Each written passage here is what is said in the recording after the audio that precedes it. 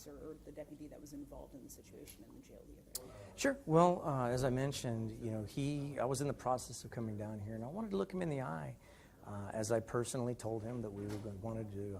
Let me back up a little bit. That day we were supposed to be off work that day, but I made it a point when I heard what was occurring. I wanted to come down here and I wanted to look him in the eye when I told him that I was going to be initiating termination proceedings against him.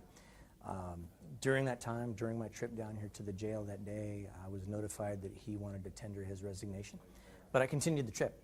Again, I wanted to look him in the eye and tell him exactly how disgusted I was with the behavior, and I did so. I was able to speak with him briefly.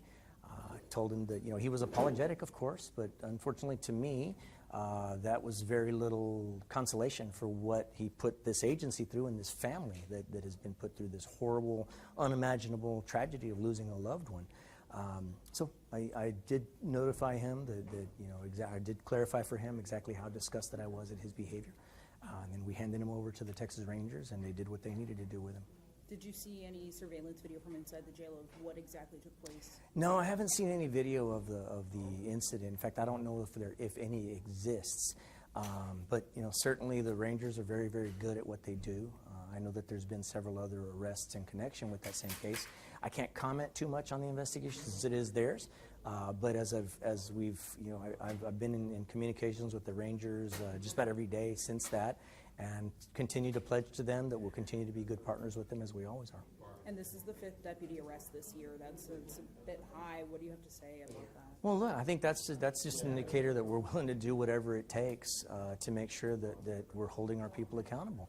If holding somebody accountable looks like showing them the door or arresting somebody, then we'll absolutely do that every time that it becomes necessary to do so. And is there any audit process or anything like that to make sure this isn't continuing to happen? Well, look, I think that as we've mentioned before, we make it very clear, crystal clear. I go in and personally talk to cadets on their first day of the academy. We go over a questionnaire with them, a document with them that I have them sign at the conclusion of that conversation, and it makes it very clear to them. Inmates are neither your friends nor your enemies. In this instance, this suspect ignored both of those points and chose to commit this horrible crime.